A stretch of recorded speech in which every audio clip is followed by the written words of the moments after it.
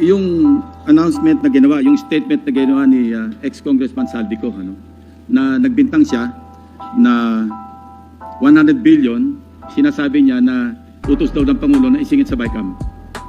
Your Honor and I both know that the 100 billion, and we went over, I know na, both of us went through the list independently or separately.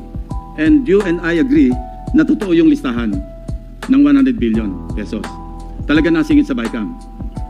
But yung sinasabi ni Saldico on social media as posted, na nag-deliver siya ng 25 billion representing the 25% commission di umano para kay Presidente, that I will attest na hindi totoo.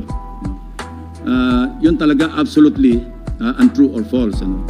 Untrue or completely false. Why? Because last Sunday, I received a call from the camp of former Undersecretary Roberto Bernardo.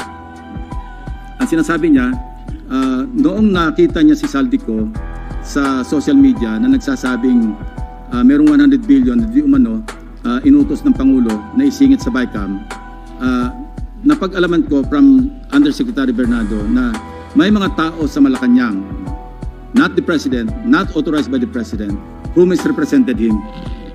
I will name some of them. Undersecretary Adrian Bersamin. He name-dropped the President, making Saldico believe na utos ng Pangulo na ipasok sa BICAM yung insertions na 100 billion. Now, Yusek Traigib Olaybar. Other personalities. Anyway, regarding the 100 billion, binrake down, kasi nireview niyo yung kanyang notes. This is all related even to the appointment of Secretary Recto to be the Executive Secretary. As he is now the acting, I guess acting kasi hindi naman pwede magbigay ng ad interim appointment because Congress is not in recess, di ba?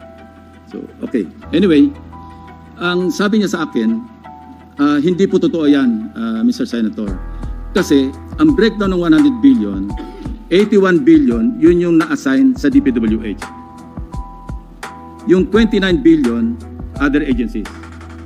Hindi niya alam. Out of the 81 billion or out of the... Huwag na mga namuno sa pera't kapangyarihan.